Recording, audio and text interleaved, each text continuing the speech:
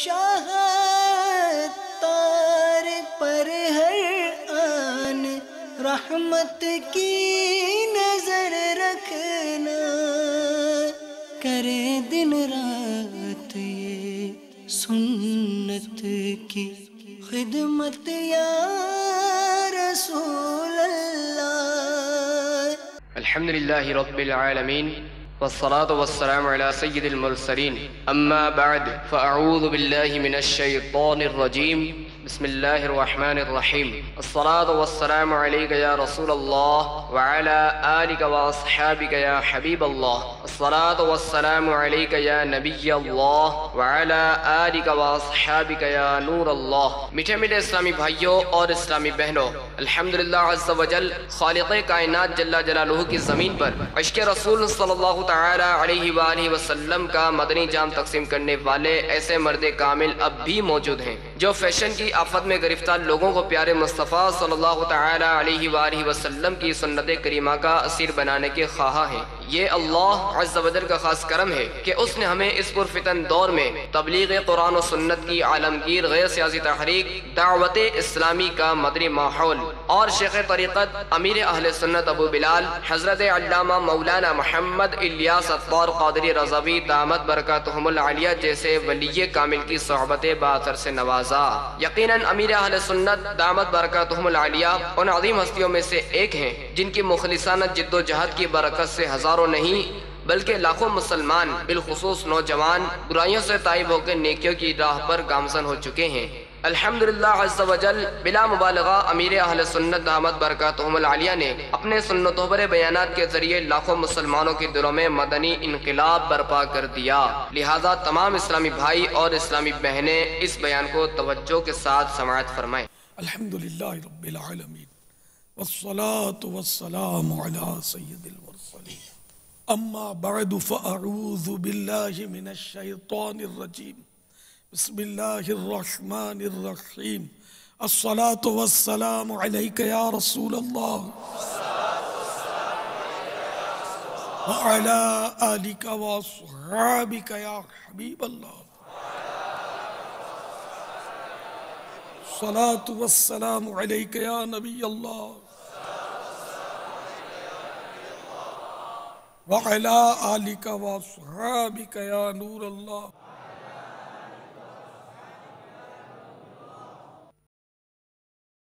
محترم اسلامی بھائیوں، آج آپ کی خدمت میں تابوت سکینہ کے بارے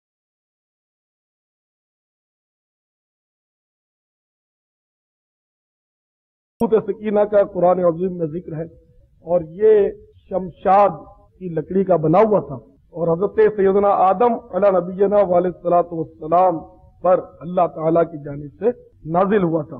بڑا متبرک تابوت تھا۔ اللہ تعالیٰ کی طرف سے اس تابوت میں کچھ متبرک اشیاء تھیں جن میں خط قدرت سے بنا ہوا سرکار مدینہ راحت قلب و سینہ صلی اللہ تعالیٰ علیہ وسلم کا حلیہ مبارکہ تھا، یعنی تصویر مبارکہ تھی، اللہ کی طرف سے بنی ہوئی تھی، انسان کی بنی ہوئی نہیں تھی، اور سرکار کو اس میں قیام کی صورت میں دکھایا گیا تھا، اور آپ کے قریب صحابہ کرام جو آپ کے مخصوص اصحاب ہیں وہ بھی دکھائے گئے تھے، آپ کے مکانات کی بھی ان میں تصاویر تھی، اور یہ تابوت جو تھا یہ پشت در پشت منتقل ہوتا رہا، یہاں تک کہ سیدنا یعقوب علیہ نبینا علیہ السلام کے پاس پہنچا، پھر آپ کے بعد آپ کی اولاد بنی اسرائیل میں یہ منتقل ہوا، اور یہاں تک حضرت سیدنا موسیٰ کلیم اللہ علیہ نبینا علیہ السلام کے پاس وہ آیا۔ یہ تابوت بڑا متبرک اور بڑا ہی مقدس تھا۔ جب بنی اسرائیل جہاد پر جاتے تو اس تابوت کو آگے آگے رکھتے تھے تو وہ ہر جہاد میں کفار پر غلبہ پا لیتے۔ جب آپس میں کوئی جھگڑا ہو جاتا تو اس تابوت کو بیچ میں رکھ دیا جاتا تو وہ تابوت خود فیصلہ کرتا، اس سے آوازیں آتی اور مطلب یعنی کہ جو بھی برسر حق ہوتا اس کی تائید کر دی جاتی۔ جب ان پر کوئی بلا نازل ہوتی، کوئی مصیبت آتی تو اس تابوت کو آگے رکھ کر تابوت کے وسیلے سے بنی اسرائیل جو تھے وہ دعا کرتے اور ان کی دعا قبول ہو جاتی اور وہ بلا جو تھی وہ ٹل جاتی، مصیبت ان کی دور ہو جاتی۔ उस मुतबर्रिक ताबूत में अब सैयदना मूसा अला नबीना वालेस्सलातु वस्सलाम ने तौरेत शरीफ की कुछ तख्तियां भी रखी थी, अलवाहे तौरेत, अपने कपड़े मुबारक भी रखे थे, अपनी नालैन शरीफैन भी रखी थी, असाए मुबारका भी उसमें था।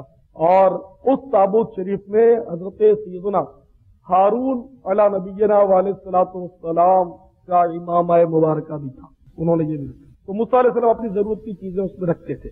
यहाँ एक नुक्ता मैं अर्ज करता चलूं, इस ताबूत शरीफ में मूसा अलैहि सलाम पर जो तौरात मुकद्दस नाजिल हुई, देखिए कुरान भी अल्लाह का कलाम है, तौरात भी अल्लाह का कलाम, जबूर भी अल्लाह का कलाम, इंजील भी अल्लाह का कलाम है। अल्लाह का कलाम होने में तो मतलब है कि सारा मामला यकसा है, ये भी कलाम है अल्लाह का, वो भी अल्लाह का कलाम है। ये अलग बात है कि तौरात, इंजील और जबूर शरीफ की जो तालीमात हैं अब मनसूख है, कुरान पर अमल किया जाएगा, उन तालीमात को अब मतलब है कि अमल नहीं किया जाएगा, ये तो मसला है, लेकिन है सब अल्लाह का कलाम। तो उस ताबूत में कंजुल ईमान शरीफ में भी इसकी तफसील है, और फिर कंजुल ईमान शरीफ में मुख्तलिफ तफासिर के हवाले हैं, तफसीर मदारिक, तफसीर खाजिन, तफसीर जलालैन वगैरह के हवाले। ये उस संदूक मुबारक में, उस ताबूत मुकद्दस में तौरात शरीफ की तख्तियां भी थीं और मूसा अलैहि सलाम के नालैन भी थे। तो यहां अर्ज ये कर रहा हूं कि मूसा अलैहि सलाम के इस्तेमाली नालैन शरीफ, तो कहां मूसा अलैहि सलाम की नालैन अक़दस और कहां नालैन पाके मुस्तफा, दोनों में बड़ा फर्क है। अल्लाह के नबी की नालैन खुदा की कसम मेरे रात के इमाम से अफजल है, कहो यकीनन अल्हम्दुलिल्लाह, आप और मैं और नबी फर्क है या नहीं? तो नालैन पाके मूसा और मेरे आपके इमामे में फर्क है। अगर मुझ जैसे या आप जैसे का इमामा शरीफ ताबूत सकीना पर रख दिया जाए तो वाकई बेअदबी तस्वुर की जाएगी, लेकिन मूसा अलैहिस्सलाम का नालैन शरीफ अगर अंदर है तो उस पर मुतबर्रिक था, अल्लाह ताला की तरफ से उस ताबूत में मुतबर्रिक अशिया थी। नाले पाके मुस्तफा की बरकतें मैं क्या बताऊं आपको, मुझे किसी हैदराबाद वाले इस्लामी भाई ने बताया था कि गालिबन उसकी फूफी को वो साइड में यानी पहलू में कोई बहुत खराब किस्म का फोड़ा हो गया था, बहुत दर्द होता था उसमें, तो वो नाले पाक का नक्श लेकर, अल्हम्दुलिल्लाह जगह जगह नाले पाक के नक्श अब तो माशाअल्लाह दावत इस्लामी की बरकत से मुयस्सर है, तो नाले पाक का नक्श उसने पहलू में अपने फोड़े पर रखा और वो सो गई। रात जब ये सोई तो किस्मत अंगड़ाई लेकर जाग उठी, और जिनकी नाले पाक है वो मुस्तफा तशरीफ लाए सल्लल्लाहु अलैहि वसल्लम, और ख्वाब में इरशाद फरमाया कि तय करो, उल्टी करो, तुम्हें खून आएगा। तो उसने उल्टी की तो वाकई खून आया, फिर आंख खुल गई तो मुंह पे खून लगा हुआ था, दर्द कुछ कम हो गया था मगर दर्द था। फिर उसी तरह नाले पाक पहलू में रखे वो पड़ी रही, फिर आग लग गई। फिर नाले पाक वाले अजमत वाले मुस्तफा सल्लल्लाहु तआला अलैहि वसल्लम जलवागर हुए, फिर इरशाद फरमाया कि उल्टी करो अब तुम्हें जमा हुआ खून आएगा। तो फिर उल्टी हुई ख्वाब ही में, तो जमा हुआ खून निकला। फिर उल्टी से जब फारिग हुई तो आंख खुल गई, तो अब दर्द जो था वो खत्म हो चुका था। तो नाले पाके मुस्तफा में बड़ी यानी कि शिफाएं हैं और बड़ी अजमतें हैं, बड़ी बरकतें हैं।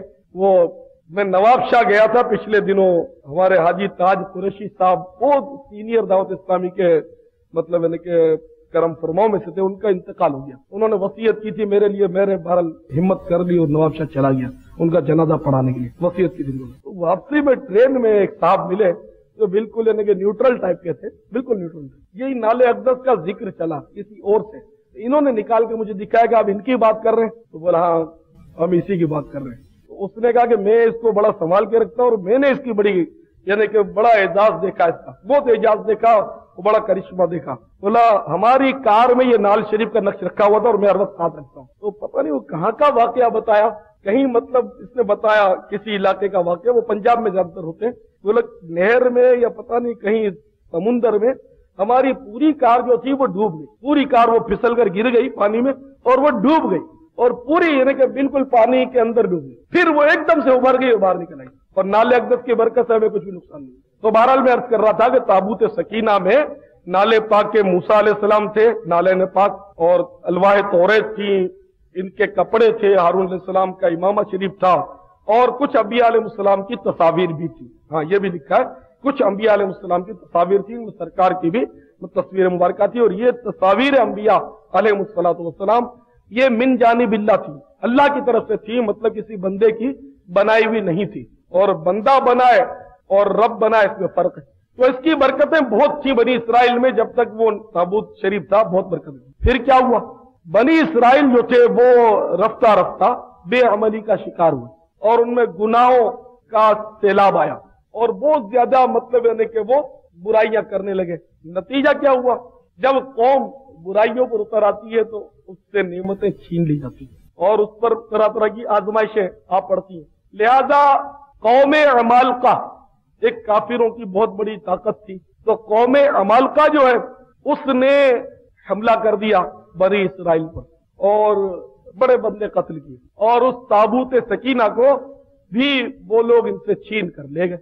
اب یہ تھے کافر، اور کافر جو ہے وہ اس کو کیا پتا بزرگوں کے تبرکات کیا ہوتے، اس میں تو انبیاء علیہ السلام کے تبرکات تھے۔ کافر تھے، انہوں نے اس تابوت شریف کو لے جا کر اس کی بڑی بے ادبی کی، اور بہت مطلب یعنی گندی جگہوں پر رکھا، اس کو کوڑے پر رکھا، ناپاک جگہوں پہ رکھا اور بے ادبی کی۔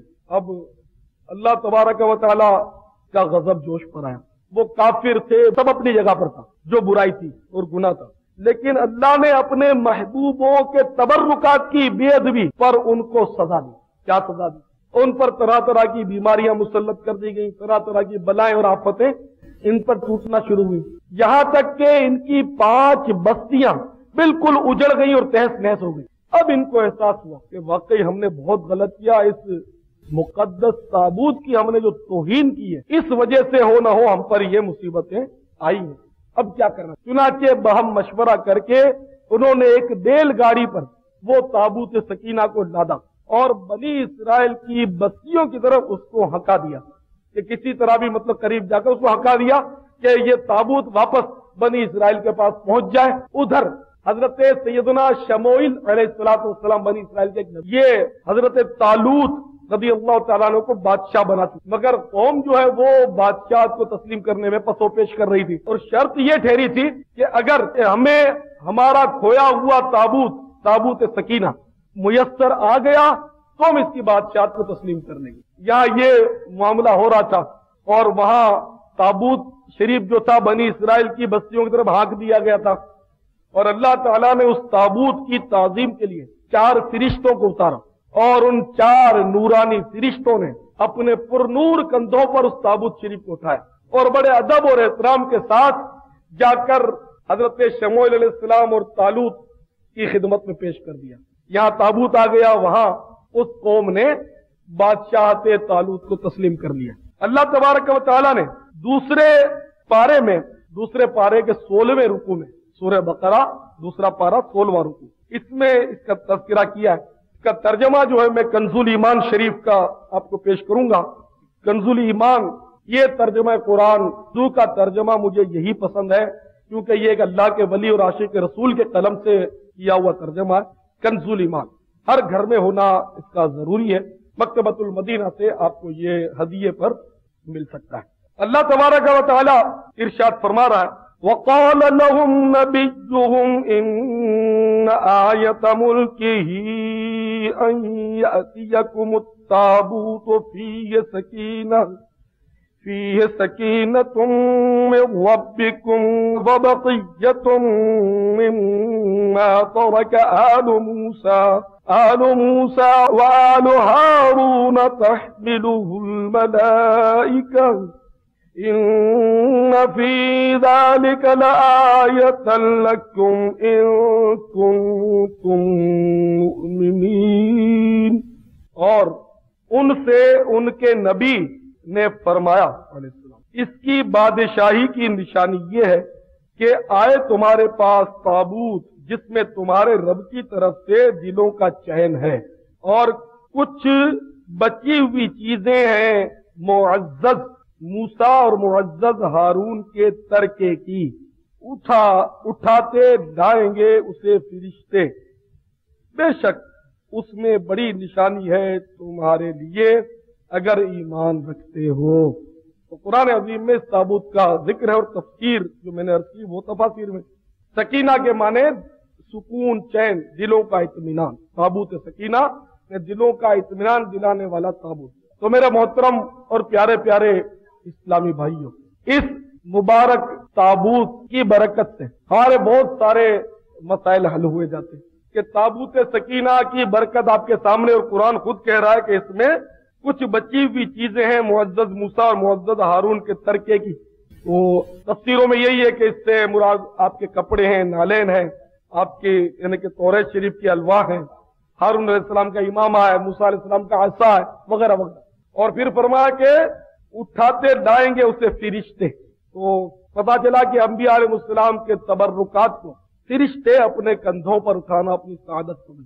तो बहरहाल ये कि ताबूत सकीना की बरकत से बहुत सारे इनके मसाइल हल होते थे, इसके वसीले से दुआ कबूल होती थी, इनकी आपस में झगड़े जो थे वो मतलब यानी कि सुलह हो जाती थी इनकी। तो इस तरह मतलब ये कि एक मसला तो ये हल हुआ कि अल्लाह की बारगाह में जब दुआ की जाए तो किसी न किसी मुतबर्रिक चीज का वसीला उसकी बारगाह में पेश करना चाहिए। और सबसे मुतबर्रिक तरीन जो अल्लाह की मखलूक है वो हमारे प्यारे आका मोहम्मद मुस्तफा सल्लल्लाहु तआला अलैहि वसल्लम है। तो सरकार का वसीला दिया जाए, सरकार के मुंह मुबारक का वसीला दिया जाए, पैरान अक़दस का वसीला दिया जाए, इमाम पाक का वसीला दिया जाए, जिस भी निस्बत रखने वाली चीज का वसीला दिया जाए तो दुआ जल्दी कबूल होगी।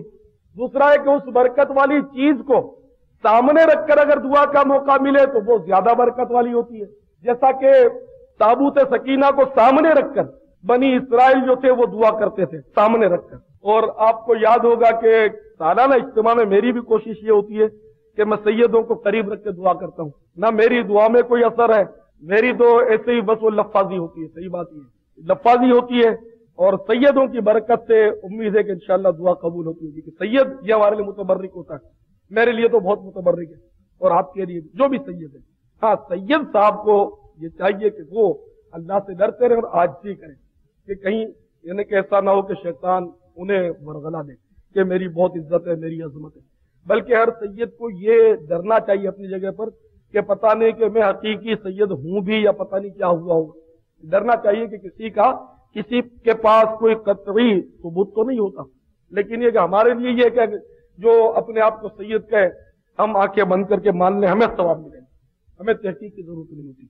मसला भी यही है कि कोई तबर्रुक अगर किसी बुजुर्ग का पता चले कि ये तबर्रुक है तो इसकी तहकीक की इन्हें के उलमा फरमाते कोई जरूरत नहीं, उसको तबर्रुक तस्लीम कर लिया जाए। अगर कोई झूठ बोलता भी है तो उसका गुनाह उसके सर पर है, क्योंकि ऐसी लेबोरेटरी तो होती नहीं है कि जिस पर परखा जाए, है ना, तो भाई ये तबर्रुक है या नहीं। तो इसलिए मतलब ये कि मेरी कोशिश भी ये होती है बड़े इज्तिमात में, ये कोशिश होती है कि सादात किराम को आगे लाऊं। हालांकि मेरी और इंतजामिया जो होती है हमारी, इसमें इख्तिलाफ रहता है हमारा इस मामले में। वो लोग बड़ी सेटिंग करते हैं मेरी हिफाजत की कि मतलब मुझे कोई मतलब है ना कि गोली ना मार दे, मुझे कुछ तकलीफ ना पहुंचा दे, तो वो बड़ा मतलब इन लोगों ने सेटिंग रखी होती है और मैं इनके सारे मतलब इंतजाम पर आखिरी वक्त में पानी फेर देता हूँ और सैयदों को बुला लेता हूँ। अब ये कि अल्लाह ताला हमारी हिफाजत कर रहा है, इसमें कोई शक भी नहीं है कि हिफाजत का इंतजाम कोई गुनाह नहीं है।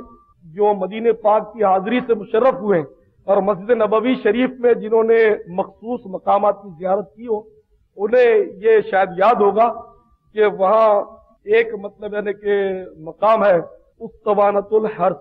बहरहाल गालिबन उस्तवानतुल हर्स उसी जगह पर बना हुआ सुकून कि जहाँ हजरत अली करमल्लाहु वजहुल करीम सरकार मदीना सल्लल्लाहु तआला अलैहि वसल्लम जब हुजरे पाक में होते तो बाहर मतलब पहरा दिया करते थे। तो ये कि ये कोई सुन्नत से तारुज नहीं है, पहरा देना सुन्नत के खिलाफ नहीं है, हिफाजत करना जायज है, अपना कोई मसला नहीं।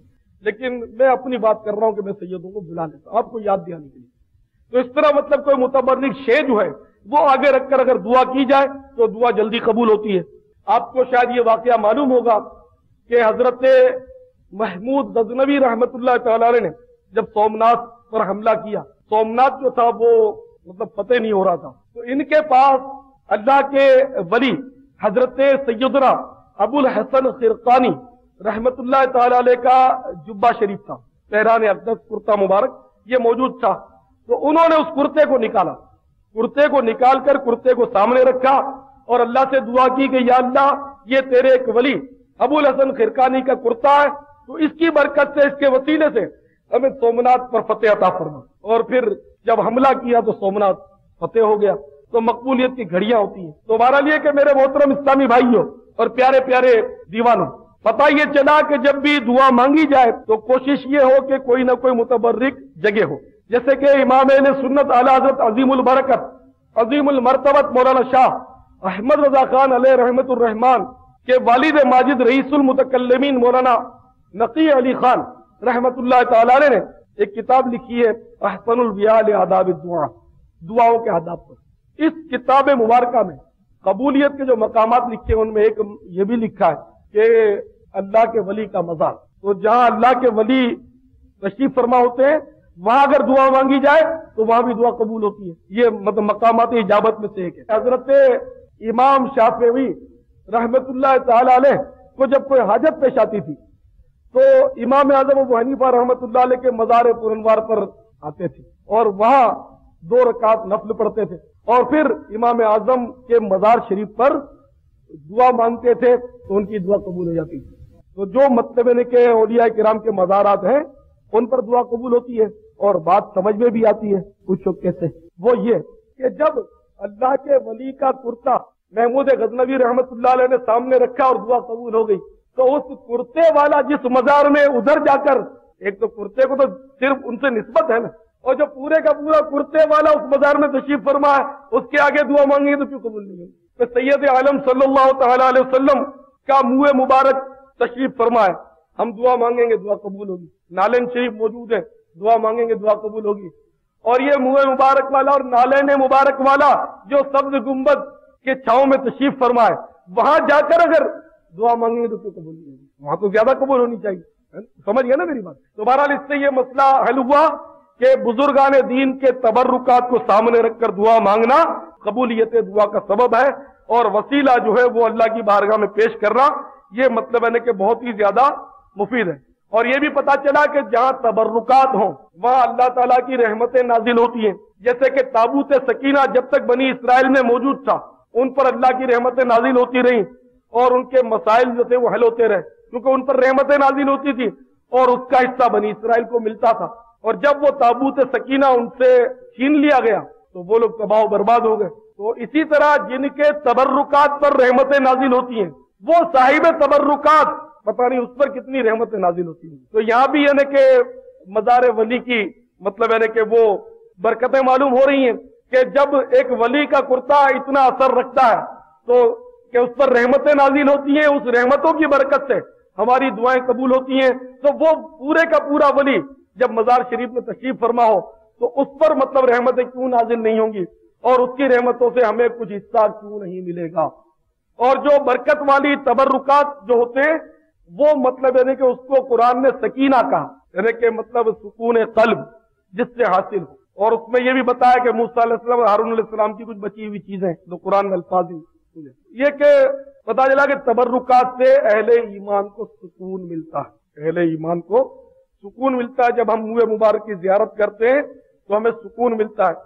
ہم مدینے کی زیارت کرتے ہیں ہمیں سکون ملتا ہے. ہم خاک مدینہ کی زیارت کرتے ہیں ہمیں سکون ملتا ہے. ہم کھجور مدینہ کی زیارت کرتے ہیں ہمیں سکون ملتا ہے. ارے جو آنکھیں مدینہ دیکھ آتی ہیں ان آنکھوں کو دیکھتے ہیں ہمیں سکون ملتا ہے.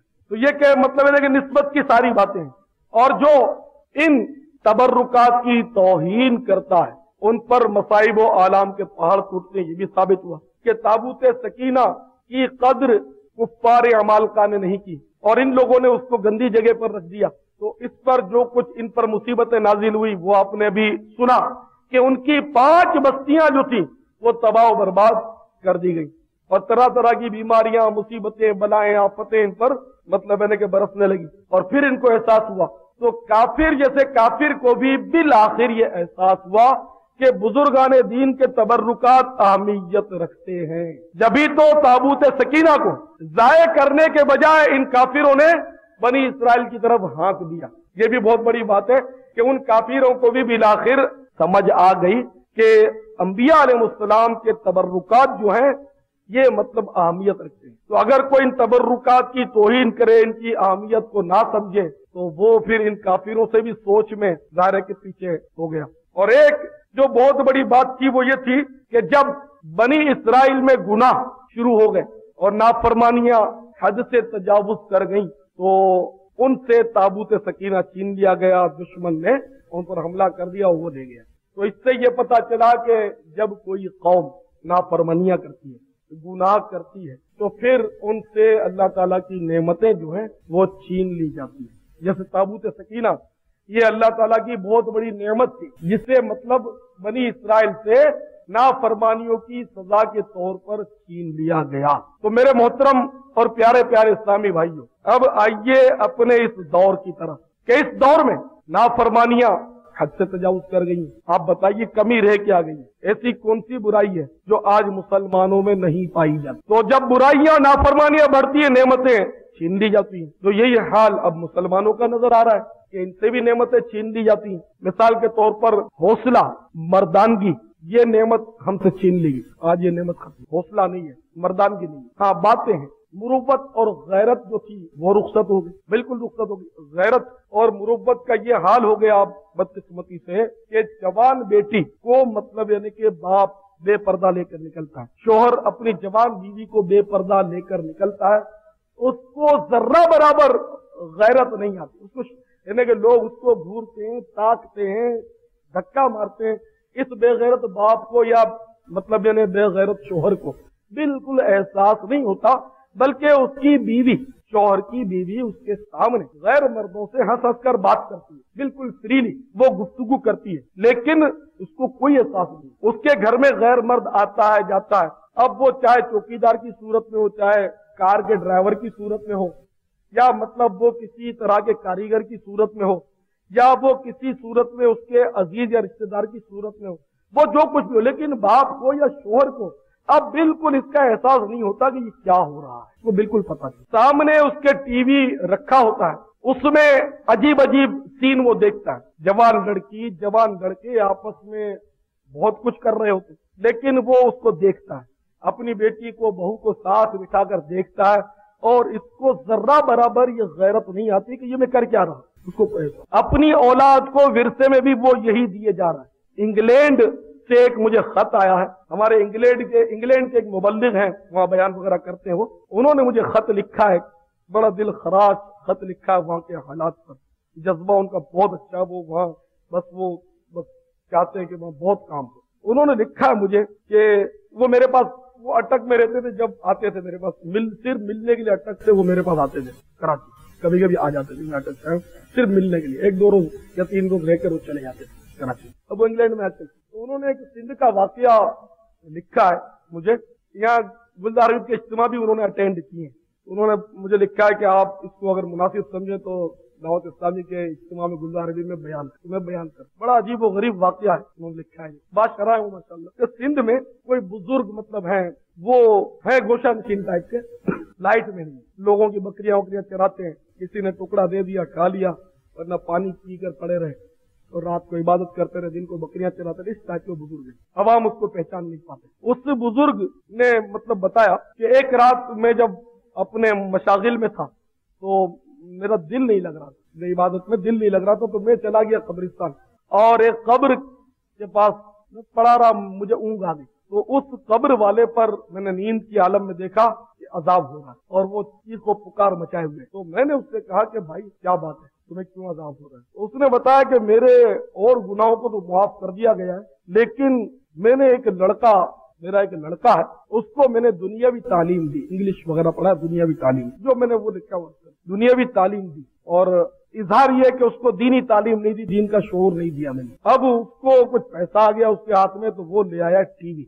अब जब वो अपने घर में टीवी चलाता है और मुझ पर अजाब शुरू हो जाता है, जैसे वो टीवी बंद करता है अजाब बंद हो जाता है। तो उस बुजुर्ग ने पूछा कि भाई आपका गांव कौन सा है, कहाँ रहते हो? तो उसने गांव बताया, कुछ वहीं अरीब करीब का कोई गांव था, मतलब वहीं कब्र थी, और मकान का पता दिया उस बुजुर्ग ने, लड़के का नाम होलिया सब दिया। तो वो बुजुर्ग जब बेदार हुए तो कहते हैं कि मैं उसके गांव गया और उसके लड़के को तलाश किया, तो वाकई जो कुछ निशानियां बताई गई थी वही लड़का मुझे मिल गया। तो मैंने उससे वो अपना ख्वाब सुनाया और उसको समझाया कि तुम्हारा बाप तुम्हारी वजह से तकलीफ में, तुम्हारा बाप तुम्हारी वजह से तकलीफ में, और वो बेचारा अब नादिम है कि तुम्हें इन गुनाहों से उसने तालीम नहीं दी बचाने की। तो अब तुम अपने बाप पर तरस खाओ और मेहरबानी करके टीवी से जान छुड़ाओ تو امید ہے کہ تمہارے باپ کی خلاصی ہو جائے۔ تو میرے محترم اسلامی بھائیو، آپ نے دیکھا تو یہ کوئی اب خواب ہے اور واقعہ ہے، وہ تو قرآن آپ کے سامنے ہی ہے۔ اے ایمان والو، اپنے آپ کو اور اپنے گھر والوں کو جہنم کی آگ سے بچاؤ، تو قرآن کہہ ہی رہا۔ تو جو بھی گناہ ہے، جو بھی برائیاں ہیں،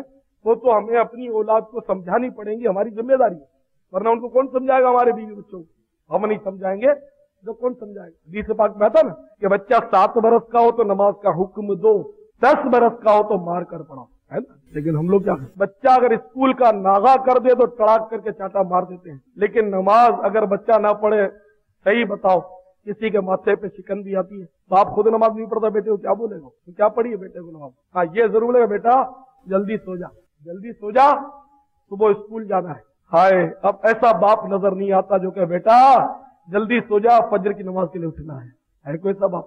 یہی بولتے ہیں نا، اسکول صبح اسکول ہے تیری 7:30 بجے، جلدی سو جا، لیکن کوئی باپ یہ نہیں کہتا کہ 5:45 بجے فجر کی جماعت ہے، جلدی سو جا۔ اب کہتا ہوگا کوئی، جنگلوں میں رہتا ہوگا، شہروں میں تو شاید ہی کوئی کہتا ہے اسکول، کالج اور بالکل یعنی کہ ماڈرن۔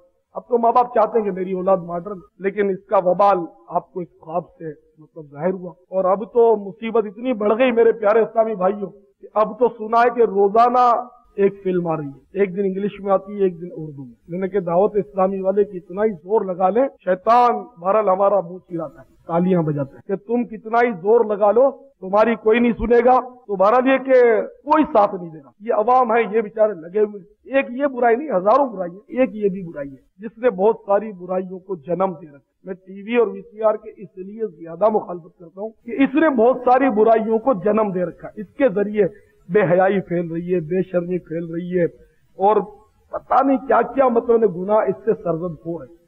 مثال کے طور پر ایک مطلب یعنی کہ وہ ڈاکوؤں کی ٹیم پکڑی گئی، بیچ میں اخبار میں آیا تھا، تو انہوں نے بھی یہی بتایا کہ ہم نے فلمیں وغیرہ بھی سی آر پر دیکھی، اس سے ہمیں شوق پیدا ہوا اور ہم نے ڈکیتیوں کا سلسلہ شروع کیا، یہ اخبار میں خبر۔ تو اس طرح مطلب ہے کہ ان کے ذرائع، ان ذریعوں سے کیا کیا برائیاں جنم لیتی ہیں۔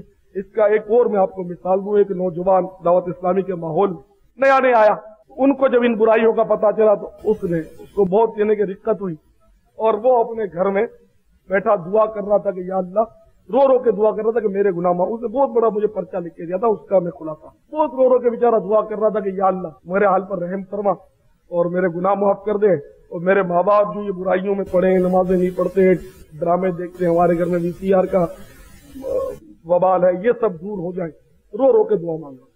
تو اتنے میں بولے میرے ابا جو تھے وہ کمرے میں آ گئے، والد صاحب، اور مجھے جب روتا ہوا دعا میں دیکھا تو مجھے پکڑ لیا، کیا دعا کرنا اتنا مشکل ہوتا ہے؟ کیسے رونا بھی پڑتا ہے؟ اس طرح مجھے ڈانٹا۔ تو ابا کو پتہ ہی نہیں تھا کہ رو کر دعا مانگی بھی جاتی ہے، تو مجھے ڈانٹا، اور ٹی وی اس وقت گھر میں چل رہا تھا، تو ٹی وی پر زبردستی گھسیٹ کر میرا والد کہ دین اتنا سخت نہیں ہے اور اسلام میں بڑی چھوٹ ہے، خدا، جیسے آج کل کے یہ ڈیڑھ ہوشیار قسم کے لوگ یہ فلسفے جانتے ہیں، لیکن زیادہ اگر ان سے الجھو نا تو پھر کفریات بکتے ہوئے، ایسے جاہلوں کو دیر نہیں لگتی جو زیادہ پڑھے لکھتے ہوتے اس قسم کے لوگ، تو بہت ڈیڑھ ہوشیاری کرتے ہو، پتہ نہیں کیا کیا بکتے ہو، تو وہ مطلب بہرحال اس طرح اس کو پکڑ کے پھسلا کر تڑی دے کر بولا کہ مجھے ٹی وی پہ لا کے بٹھا دیا کہ کوئی ایسی بات نہیں ہے، سمجھے، اتنی کوئی سختی نہیں ہے اسلام میں، وہ لا کے بٹھا دیا۔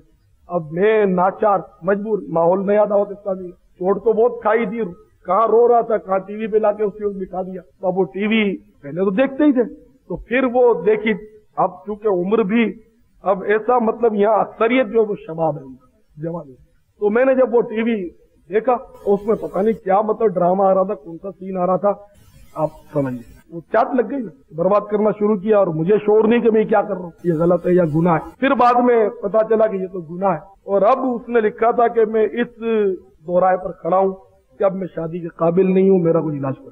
تو یہ ایک لڑکا برباد نہیں ہوا، ایسے کئی کیسے تقریباً نوجوان جو ہے اس طرح کی برائیوں میں ملوث ہے، یعنی کہ مجھے ایسا لگتا ہے کہ ہر دوسرا نوجوان شاید ان برائیوں میں ملوث، اتنی برائیاں عام ہو گئی۔ تو اس طرح کی بے حیائی کے سین دیکھ کر بے پردیاں بازاروں میں کھنڈی ننگے سر عورتوں کا پھرنا کرنا، کالجز میں عورتوں کی، لڑکیوں کی یہ لائنیں، اور یہ روڈوں پر لائنیں، اور اس طرح کے سین دیکھ کر، اس طرح کے مناظر دیکھ کر نوجوان خراب ہو رہا ہے۔ اور شادی ماں باپ کراتے نہیں، سیدھی بات ہے، وہ تو آپ کو پتہ ہی ہے کہ شادی تو بہت دیر کے بعد کرا دو، اب بولو تو بچہ ہے، حالانکہ بالغ ہو جائے 12 اور 15 کے درمیان لڑکا بالغ ہوتا ہے، 9 اور 15 کے درمیان، 9 اور 15 کے درمیان لڑکی بالغ، جیسے بالغ ہو بچہ اور بچی ان کی شادی کرا، مسئلہ یہ تاکہ یعنی کہ کسی برائی کی طرف ان کی توجہ جائے اس سے پہلے مطلب ان کی سیٹنگ ہو جائے، لیکن ماں باپ شادی نہیں کرا۔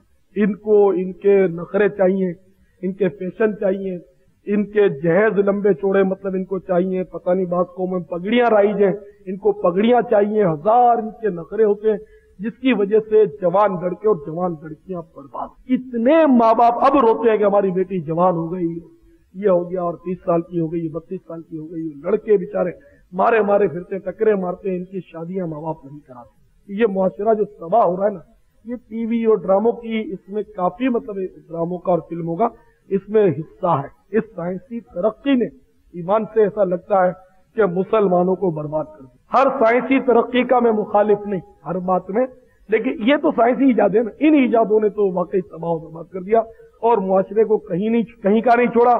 ایک الیاس قادری کیا کرے گا، دعوت اسلامی کے یہ مطلب ہے گنے چنے مبلغ بیچارے کیا کریں گے، ان کے گھروں میں تو چلتی نہیں ہے، مبلغ بیچارہ کیا کرے؟ مبلغ برائیوں کے خلاف ضرور جہاد کرتا ہے، لیکن اس کے گھر میں وہی کچھ ہو رہا ہوتا ہے تو لوگ پھر اس کو تانا دیتے ہیں کہ اپنے گھر کی خبر لے۔ گھر میں تو ظاہر ہے کسی کی چلتی ہی نہیں، گھر اپنی جگہ پر ہے مطلب، اور کام اپنی جگہ پر ہے، جتنا ہو سکے جہاں ہو سکے ان کو چاہیے ہمیں چاہیے کہ ہم اپنی اصلاح کریں۔ اپنے گھر والوں پر عموماً بس نہیں چلتا، اور گھر والوں پر تبلیغ کرنے جب بچہ جاتا ہے نا تو اس کا زیادہ تر انجام یہی دیکھا ہے کہ گھر والے اس بچے کو پھر آنے ہی نہیں دیتے اجتماع میں، کہ یہ ہمارے مطلب ہے کہ ہماری عیاشیوں پر ڈاکہ ڈالنے لگا ہے اور ہمارے کام میں مداخلت کرتا ہے۔ یہ کل کا بچہ جمعہ 8 دن نہیں ہوا یہ اجتماع میں جاتا ہے اور ہمیں نصیحت کرتا ہے کہ یہ سنت ہے اور وہ سنت ہے۔ تو اس لیے مطلب طریقہ بھی یہی ہے کہ آپ اپنے گھر میں تو کچھ بھی نہ چھیڑیں۔ گھر والے اگر ناک سے کھانا کھائیں نا تو ان کو یہ نہ بتائیں کہ منہ سے کھاؤ، صرف میرا کیسٹ سنا دیا کرے، آسان حل یہ۔ اور گھر والوں کے ساتھ پہلے ماحول کے اندر آنے سے پہلے اگر آپ سختی کرتے تھے، بدتمیزی کرتے تھے تو اس میں آپ فرق کر۔ گھر والوں کو پہلے اگر تو کہتے تھے تو آپ کہنا شروع کر دیں، امی کو آپ کہہ دیں، باجی کو آپ کہیں، بھائی کو بھیا کہیں۔ اب کہہ کر تو دیکھیں، میرے نسخے پر عمل کریں، انشاءاللہ ماحول صحیح بنے گا۔ روزانہ ماں باپ کا ایک بار ہاتھ ضرور چومیں، وہ جب بھی آئیں اٹھ کر کھڑے ہو جائیں، ان کو پیٹھ نہ کریں۔ یہ تعظیم مستحب ہے والدین کی، ثواب کا کام ہے، تو اب والدین کی تعظیم کریں، ان کا ادب کریں۔ پہلے ہاں کہہ کر جواب دیتے تھے تو اب جی کہہ کر جواب دیں، تو پھر انشاءاللہ یہ سوچیں گے کہ ہمارا بیٹا جو ہے یہ اچھی جگہ جا رہا ہے۔ پہلے یہ اس طرح نہیں کرتا تھا جس طرح ابھی ہمارے ساتھ مطلب ادب کرتا ہے، تو انشاءاللہ اس کا بڑا فرق ہوگا۔ آپ کچھ بھی ماں باپ کو نہیں کہیں، میں نے کہا نا ناک سے کھاتے ہیں، ان کو یہ نہیں بتائیں گے منہ سے کھاؤ، ان کو ناک سے ہی کھانا، لیکن آپ ان کا ادب کرنا شروع کر دو تو وہ خود ہی انشاءاللہ آپ کی طرف مائل ہوں گے۔ کیسے جب سنیں گے انشاءاللہ آپ کا ماحول جو ہے گھر میں انشاءاللہ مدنی ماحول بن جائے، اور آپ جو جا کے اڑی کرتے نا بے پردگی حرام ہے آپ کی نہیں، پھر ہوتا ہی ہے کہ آپ کو توڑ پھوڑ دیتے ہیں مار مار۔ اپنا کردار جو ہے وہ گھر والوں پر آپ مطلب کہ روشن کریں، اور مطلب ان کو ڈانٹ ڈپٹ اور جھاڑ جھڑک کی بجائے پیار سے مطلب سلوک کریں، سمجھائیں کچھ بھی نہیں، صرف آپ ان سے پیار کریں، ان کا ادب کریں، ان کی تعظیم کریں، انشاءاللہ وہ خود بخود مدنی ماحول بننے کے لیے رائے ہموار ہو جائیں گے۔ ورنہ یاد رکھو، اگر آپ نے تیکھا پن کیا، چڑچڑا پن کا مظاہرہ کیا گھر میں، تو آپ کہو گے نا رات ہے تو گھر والے کہیں گے دن ہے، بھاگی دن، وہ مانیں گے۔ اور اگر آپ نے اپنا لوہا منوا لیا ان کو اپنے کردار سے، اپنے خشوع اور خضوع سے، تو آپ رات کو دن کہیں گے تو بھی وہ مانیں گے۔ ایک مثال ہے، وہ تو مبالغہ کر رہا ہوں مبالغے کے ساتھ، تو یہ آپ کے ہاتھ میں ہے کہ اپنے گھر کا ماحول آپ کس طرح بناتے۔ چھوٹے بچے کو آپ تو کہیں گے تو وہ بھی آپ کو تو کہے گا، آپ اس کو آپ کہیں گے، تو اس لیے آپس میں بھی ممکن ہو تو ایک دوسرے کو آپ ہی کہنا چاہیے، بے تکلفی جو ہے اس کو ختم کیا جائے، ایک دوسرے کو آپ سے آپ بات کریں گے تو انشاءاللہ اگلا بھی آپ کو آپ کہے۔ اب آپ کسی کو تو کریں اور آپ امید رکھیں کہ وہ آپ کو آپ کہے، تو یہ کوشش کریں، انشاءاللہ آپ اپنے ارد گرد کا ماحول درست کریں گے، مسائل آپ سے خود ہی حل ہو جائیں گے انشاءاللہ۔ اللہ تعالیٰ ہمارے حال زار پر رحم و کرم فرمائے، اور اللہ تعالیٰ تابوت سکینہ کے صدقے میں ہم پر سکینہ اتارے، اطمینان اتارے۔ سیدی اتارا سیدی اتارا سیدی اتارا سیدی اتارا سیدی اتارا سیدی اتارا بولو سیدی اتارا سیدی اتارا بولو سیدی اتارا سیدی اتارا مرشدی اتارا مرشدی اتارا سیدی اتارا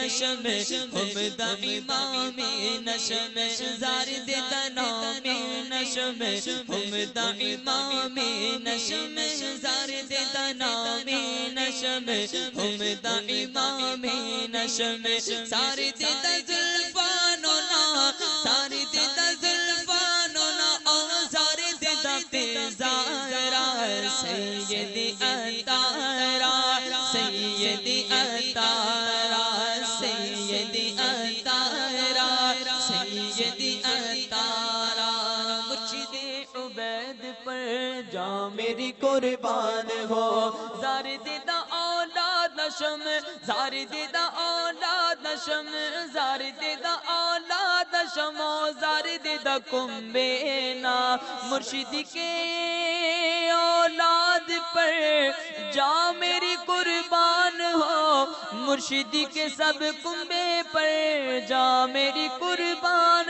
ہو سیدی اتارا سیدی اتارا۔ چل مدینہ کا جو سفر تھا پہلے محفل مدینہ، اس میں جو مرکز الاولیاء لاہور میں مینار پاکستان میں یہ محفل چل مدینہ ہوئی تھی، اس میں باپا کا ایک کلام میں مدینے کے قابل نہیں ہوں، تو اس میں یہ کلام باپا نے ادھر منچ پر بیٹھے ہوئے ہی لکھا تھا اور ایک اسلامی بھائی نے نعت خان نے یہ کلام پڑھا تھا۔ اس میں ایسی رکت تھی کہ پورا اجتماع جو تھا میں تقریباً رکت آ تھی اور اس شعر کی بار بار تکرار ہو رہی تھی، میں مدینے کے قابل نہیں ہوں نبی نے کرم کر دیا ہے۔ یہاں سے سفر کا آغاز ہوتے ہی جوتے اسلامی بھائیوں نے اتار دیے تھے، یہاں سے ہی باپا نے الحمدللہ ہمیں ادب سکھایا۔ میرے شیخ طریقت امیر اہل سنت کے قلب اطہر میں دین کی اس قدر محبت اور تڑپ تھی کہ چل مدینہ کے قافلوں میں بھی وہاں بھی جا کر نیکی کی دعوت کا سلسلہ بند نہیں ہوتا تھا۔ جب باپا نے ارشاد فرمایا کہ درس دیں، میں تھوڑا سا جھجک کیا تھا کہ اپنے پیر و مرشد کے سامنے درس کیسے دوں، تو حاجی مشتاق علیہ رحمہ مرحوم نگران شورا انہوں نے فرمایا کہ پاگل کیا کر رہے ہو، باپا کے سامنے درس دو گے، جو اگر غلطی ہوئی تو جو میرا پیر غلطی نکال دے گا وہ غلطی ساری زندگی غلطی نہیں رہے گی۔ الحمدللہ پھر درس بھی وہاں ہوئے اور روزانہ ایک پارہ قرآن مجید کی تلاوت بھی ہوا کرتی تھی۔ آپ کی نانی جان کے انتقال کی خبر دی، یا اللہ پیارے حبیب صلی اللہ تعالی علیہ وآلہ وسلم کا واسطہ، یا اللہ مرحومہ کے جملہ صغیرہ کبیرہ گناہ معاف فرما، رب کریم مرحومہ کی قبر کو جنت کا باغ بنا، مرحومہ کی قبر پر رحمت اور رضوان کے پھولوں کی بارش فرما، یا الہ العالمین مرحومہ کو جنت الفردوس میں اپنے پیارے حبیب صلی اللہ تعالی علیہ وآلہ وسلم کا پڑوس نصیب فرما، الہ العالمین مرحومہ کے لواحقین کو صبر جمیل اور صبر جمیل پر اجر جزیل مرحمت فرما، آمین بجاہ النبی الامین صلی اللہ تعالی علیہ وآلہ وسلم۔ ہمارے امیر اہل سنت محسن اہل سنت علامہ محمد الیاس قادری صاحب حفظہ اللہ، اللہ تعالیٰ انہیں مزید ہمت اور توفیق عطا فرمائے، اور اس ادارے کے ساتھ ان کا جو تعلق ہے، جو دلی تعلق اور ان کی جو شفقت، ان کی جو محبتیں ہیں، بلکہ پوری عوام اہل سنت کے ساتھ ان کی جو محبتیں اور شفقتیں ہیں، ہم سب دعا گو ہیں کہ اللہ تعالیٰ انہیں مزید خدری حیاتی نصیب فرمائے اور ان کا سایہ عوام اہل سنت اور علماء اہل سنت پر تا دیر قائم اور دائم فرمائے۔ اور ہمارے مدنی چینل کی جو خدمات ہیں، خاص کر کے باہر ممالک میں جس طرح عوام الناس جو ان کی خدمات سے مستفید ہو رہی ہیں اور عقائد اہل سنت کی صحیح معنی میں جو ترجمانی ہو رہی ہے اس سے کافی فائدہ ہوا ہے، اسلام کی صحیح معنی میں جو ترجمانی ہو رہی ہے اور جو حقائق جو ہمارا اسلام محبت، امن، سلامتی، اخوت اور بھائی چارے کا نام ہے، اس پیغام کو لے کر پوری دنیا میں جو نکلے ہیں، اللہ تعالیٰ انہیں مزید ہمت اور توفیق نصیب فرمائے۔ صلو علی الحبیب صلی اللہ تعالی علی محمد۔ مجھے اپنی اور ساری دنیا کے لوگوں کی اصلاح کی کوشش کرنی ہے انشاءاللہ۔